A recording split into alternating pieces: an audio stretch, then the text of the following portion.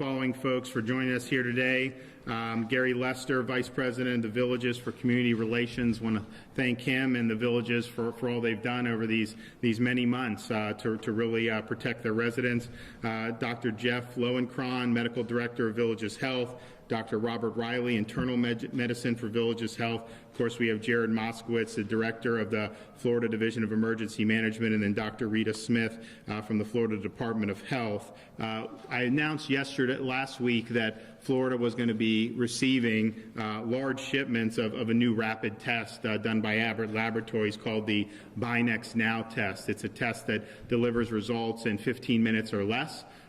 Does not require the results to be run through a lab or any type of a machine, and we wanted to make sure that as soon as we got those, that we were putting those out in the parts of Florida that it would make the most use. And so today we're here to announce how we're going to do that. But before we do that, we're going to do a demonstration on the test. So I've got Jonas from my staff.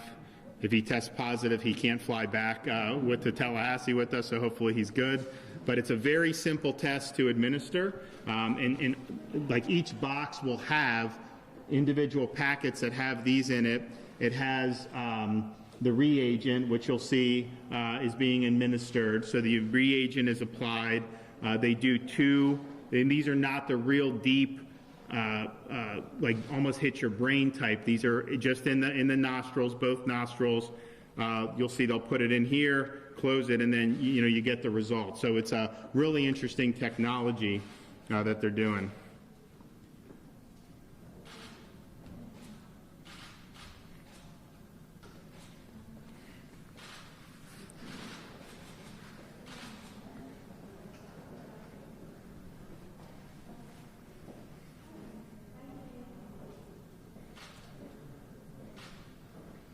All right, so we wait, and normally if it's positive, it happens relatively quickly. So we'll read the results there in a few minutes.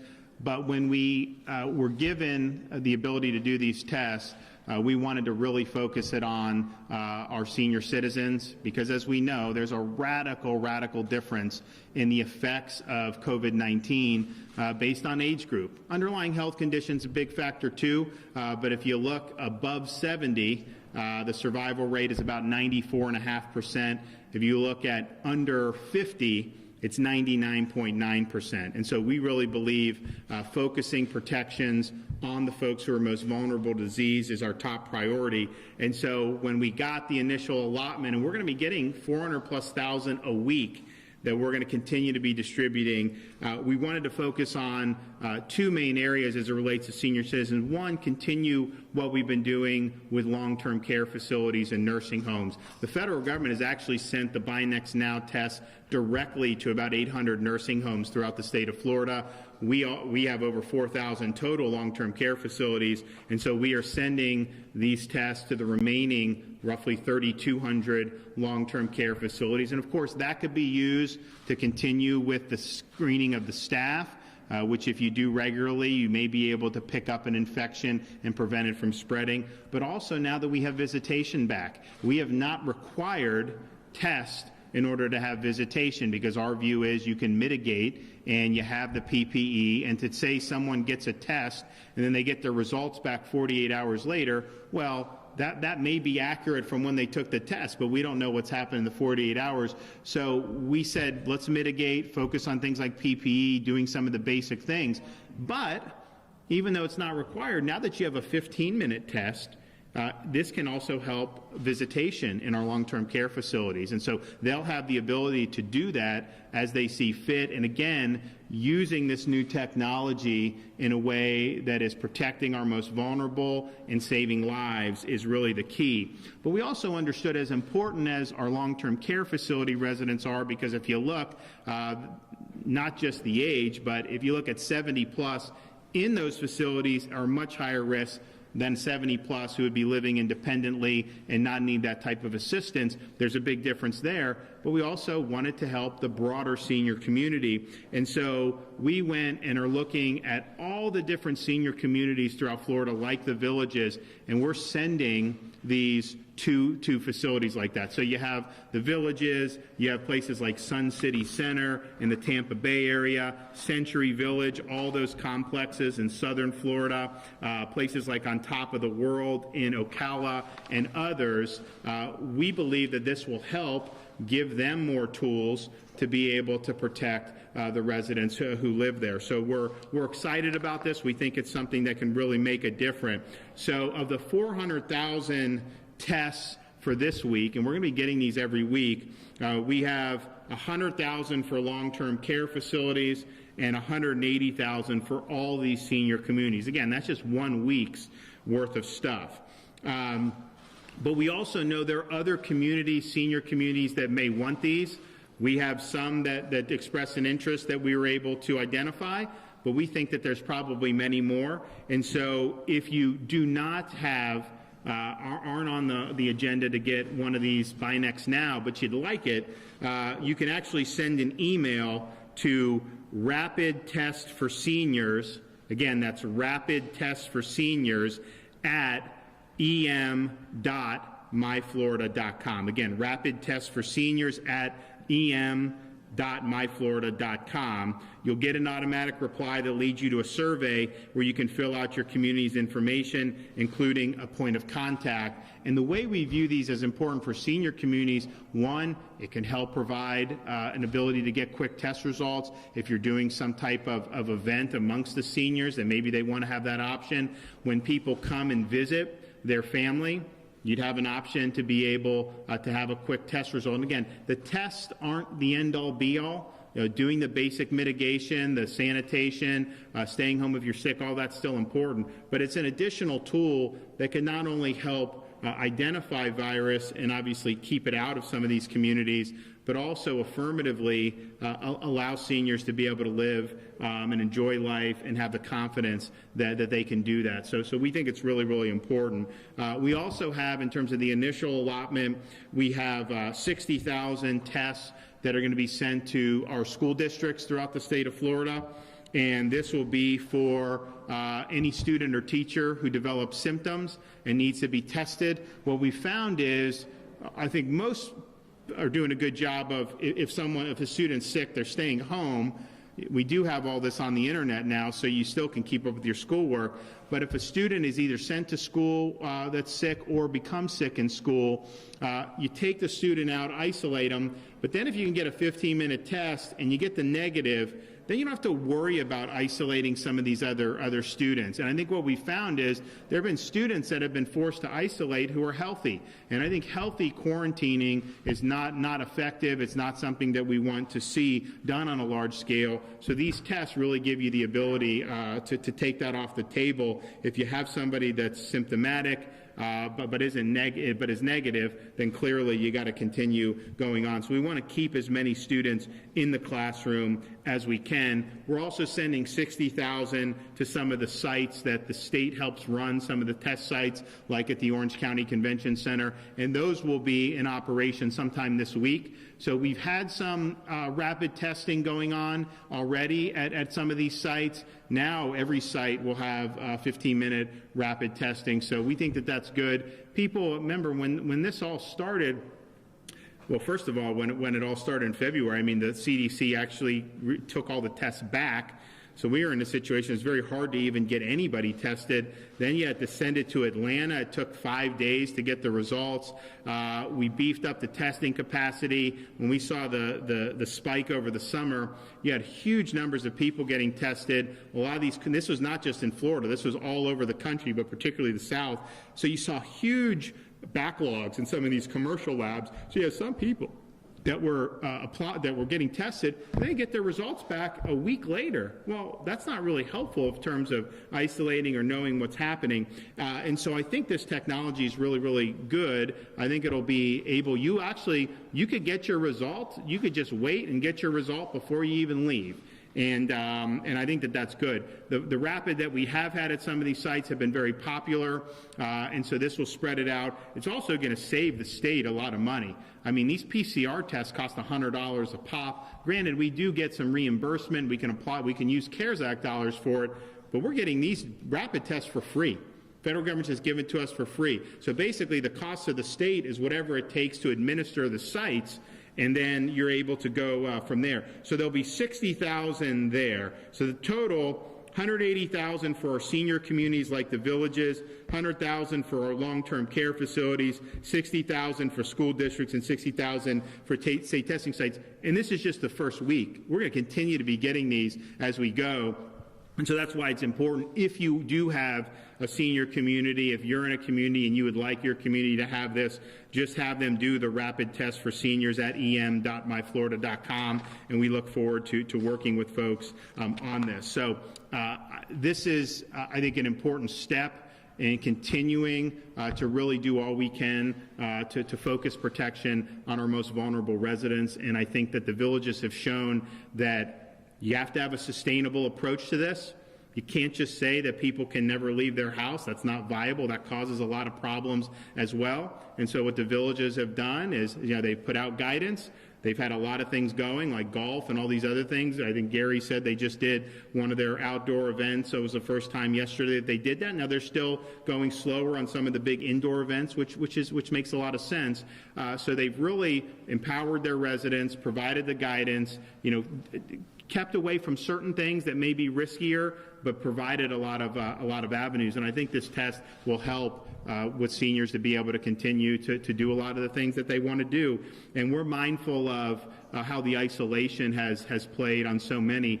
One of the really tragic, I think, results of this is when you looked at some of the nursing homes and the long-term care facilities. Yeah, you don't want a lot of people going in and bringing COVID. Obviously, that's life-threatening in that demographic. At the same time, you need to have the family connection. You need people to be able to be with their loved ones. And so by allowing the visitation, that's really been relieved a lot of anguish. It's alleviated a lot of loneliness for a lot of families throughout the state of Florida. And I would note that once we did that, and I'm not saying it's because of this, but you've seen a big decline in the number of positive cases at our long-term care facilities since the visitation went back. I think part of that is just because the prevalence has gone down throughout the region generally, but it just goes to show that you got to do this in a holistic way. And I think these tests are going to be able to help those folks as well continue to live a good life. Do we have a result now?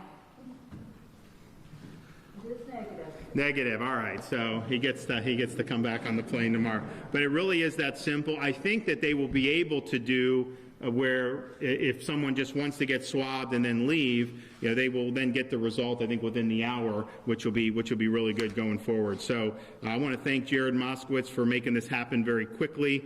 They're already here. So the villages has these. These other areas are getting them.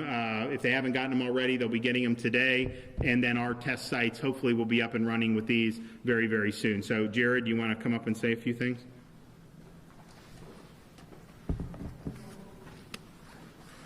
Governor, thank you.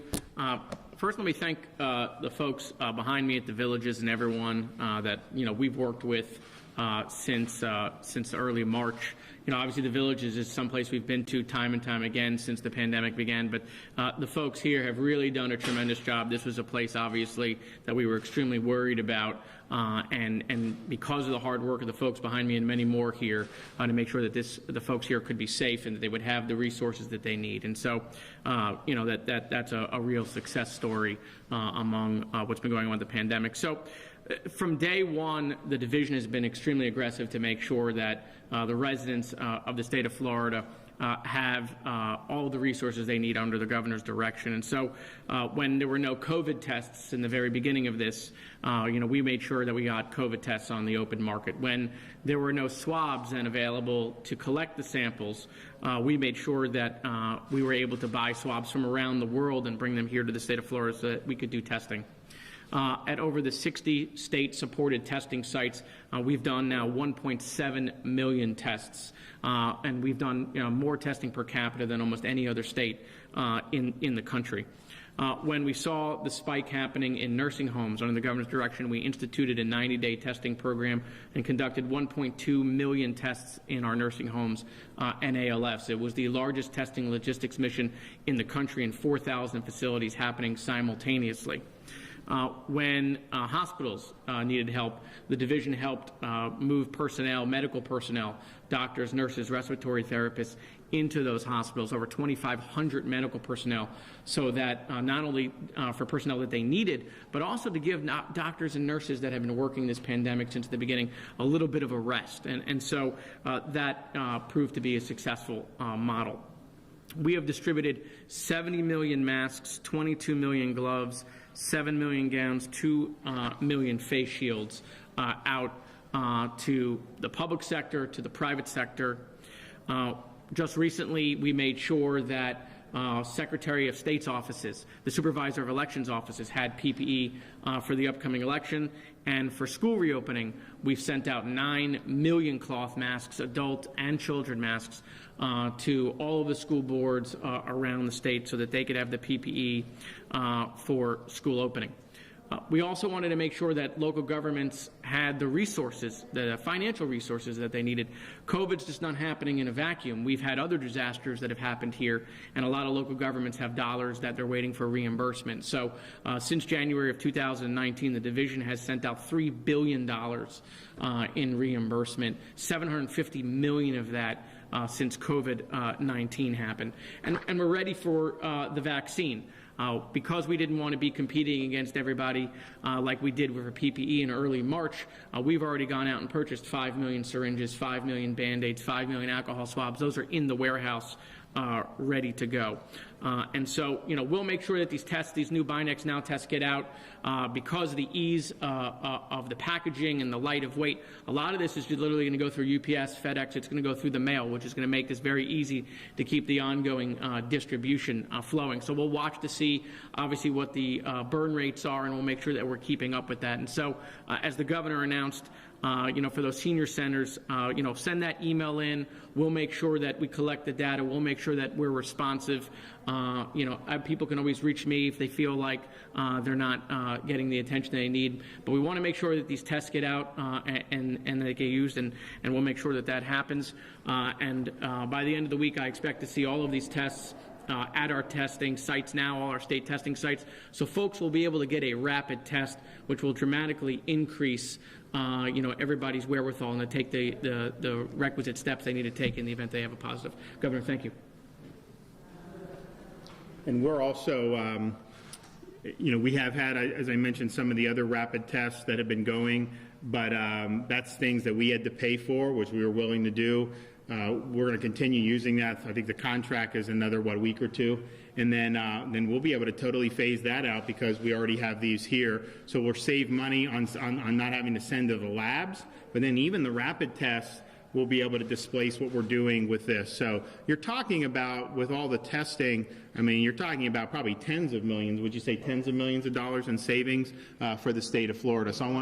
So yeah, each month. And so, as these are $100 a pop, these labs have made a lot of money over the last 6 months. And so that'll be really, really good. So really want to thank the Trump administration for working hard on this and getting this out. I think that this will be very, very significant. Also, Jared and I, we are monitoring this hurricane in the Gulf of Mexico. Now, if you're in Northwest Florida, we want you to continue to take a look at it. The rest of Florida looks like it's not going to be any type of threat. It's been moving further west, and so if that track holds, then you'd probably see modest impacts in places like Pensacola. But as we saw just a few weeks ago with Sally, there was wobbles to the east, and so just keep an eye on it.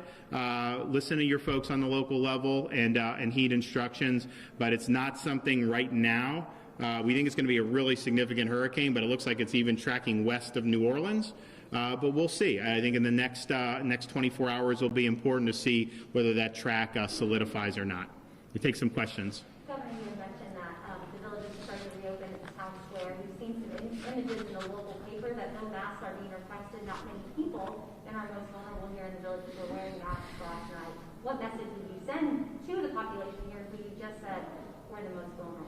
Well, look, I think that taking the precautions, I think makes a lot of sense. And so, whether it's masks, whether it's continuing to wash hands, which really makes a difference. And then, if you're sick, just stay home. I mean, if there's an event here and you're sick, stay home, and now you'll be able to go get a test. You'll know right away. So those basic things, I think, really can work well. I have a lot, so no one else is going. How Yes. about voter registrations just crashed last night, and Commissioner Nikki Fried took to Twitter calling on the governor to extend the registration deadline to at least 24 hours? Well, so what the Secretary of State did, it's just been announced, is that they are opening the window from noon to 7 today. So basically, similar time frame when you started to experience problems. Hadn't had any problems, started to have it last night, so they're doing that. They're also requesting through the Highway Safety Motor Vehicle, the DMVs remain open till 7, so you can do it in person. The Secretary of State is requiring supervisors of elections offices to remain open until 7 o'clock. And then we're also asking the tax collectors to stay open until 7 o'clock. So be able to do on the website, hopefully. I think they're investigating some of the issues of kind of what led to it, but it was an inordinate amount of traffic. So that'll be live, but you'll also have ability to do this, and you also will be able to postmark a registration today. That will be accepted if it's postmarked today. So providing as many opportunities as possible, and also providing the similar time frame from when we were experiencing the difficulties yesterday. But you don't need 24 hours. No, I think that it was about a 7-hour. Started to see problems around 5 o'clock. Obviously, the deadline was midnight, so this is a similar thing. And also, just we really think it's important that there also be live people that can help, and that it's not just internet or nothing. Because I mean, you can have the best site in the world. Sometimes there's hiccups on it, and so this way, people, even when they get off from work, they're going to have till 7 o'clock where they could be able to go do that. And it's working now, everything's working? Well, it's working now, but as you know, I mean, if 500,000 people descend at the same time, I mean, it creates a bottleneck, and that's what we see. So there were people who would go, they couldn't get through, and then they would try again, and they would get through, but it obviously wasn't smooth because you had so much traffic. So hopefully it'll be fine, but we also have these other ones, and that's why when I said we want to have be able to go in person, particularly, to have things like supervisors open until 7, I think that gives people who had problems yesterday an ability to go in and do it that way, if that's the way that works for them. And speaking of voting, yesterday I was in Lake County, and some of the folks who were casting their ballots didn't even trust the ballot box outside. They wanted to hand deliver it. Many told me that they were worried about our local postal service because of messages coming from the top down. How confident are you in our postal service moving forward with this election? No, look, Florida, we don't. So there's a lot of confusion about some of the stuff with voting. We have what's called, we call it vote by mail, but it's basically absentee voting. So if you want to go and ask for a ballot, they will send you a ballot. You request it, they send it to you. We know who requested it. We have a record of that. We know where we're sending it. And then you send it back, and it's safe. Obviously, you got to sign it. Your signature's got to match because we don't want other people voting for you. And I think that that's proven to be effective. I think the fear that some voters have is, you see, like I've seen these things out of like D.C. They're sending it to these homes, and you have people that haven't lived there for 20 years. You have people that are dead that are getting ballots sent. It's just a mass mailing of ballots regardless of whether it's requested. That, I think, is not a good way, but that is not what's happening in Florida. That does, I think, open up the possibility of fraud.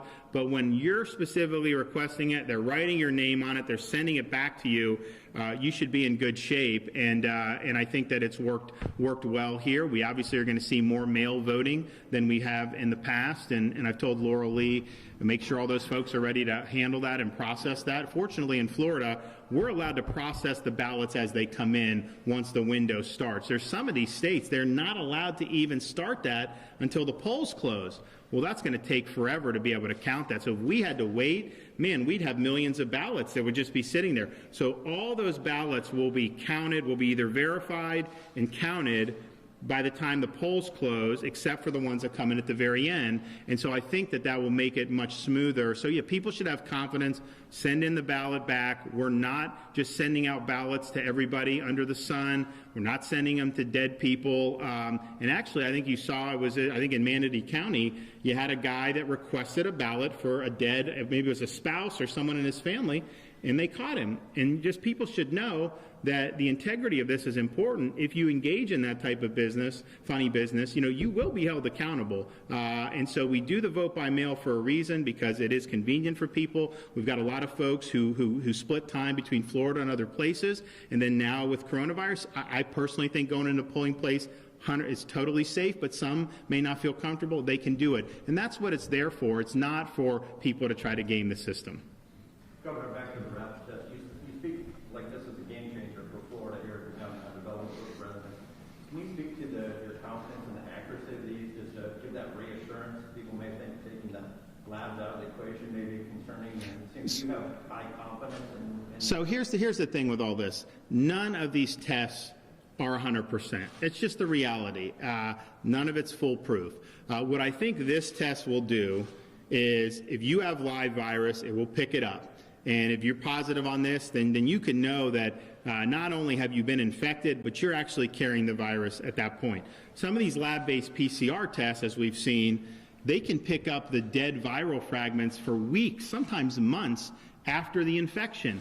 Well, that's a problem, because then you may have been infected 2 months ago, you pop positive, and then you got to quarantine for 2 weeks. So I don't think this test is going to pick up those dead viral fragments. So it's a little less sensitive than the labs.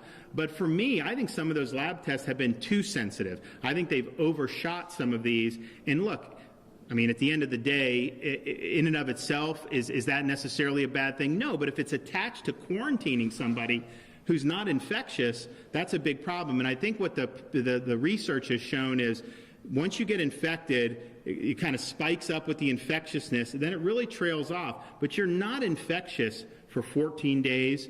You're really infectious for a much smaller window, maybe 5 or 7 days. But certainly once you get into 10 days, and especially if you don't have symptoms, the chance of you shedding that and infecting somebody else declines dramatically. So it's just a different type of test. And I think what happens is, when you've had an outbreak like you've seen throughout the South, and we're on the back end of when we had high test numbers, I guarantee you, of the PCR results we're getting now, I guarantee you probably 10-15% are dead virus that people are picking up. So I think this one is good, because if you pop positive, I think you have a good sense that you are actually positive, and you actually should isolate, which is right. If you're infectious, we want you to be isolating. We certainly don't want you to be having close contact with people. And the mask is not enough if you're infectious. I mean, it may stop some of it, but I think if you're infectious, you need to stay home. Don't say, oh, well, I can still do whatever as long as I have the mask on, because it's not 100%. So I think that you just have to understand none of these are foolproof. I think people have been pointing out at the White House, which is a different test than this, how everyone gets tested every day. Anyone that's going to be around the president is tested. I've been tested I don't know how many times. Every time I'm around them, they make me test. And it kind of gets annoying, but I mean, they've really been very diligent on it, and yet you still had virus get in. So none of this is 100%. This doesn't displace doing some of the basic mitigation. This doesn't mean you shouldn't be worrying about your sanitation and washing your hands. It doesn't mean that people don't need to stay home. It doesn't, if they're sick, it doesn't mean any of that. But I do think it's an added tool, and used properly, I think will be very beneficial for folks.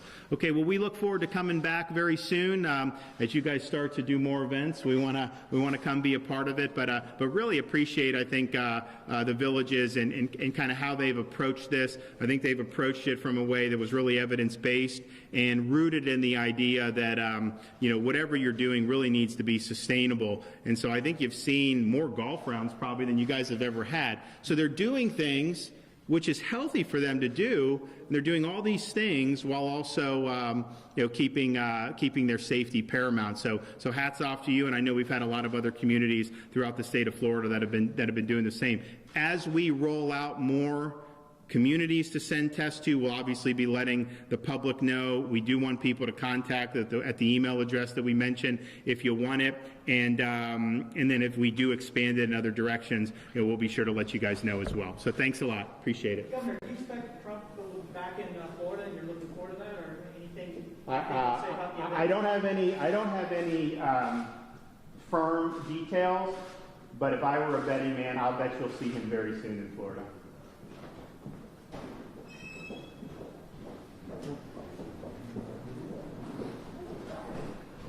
Good gentlemen. Thank you.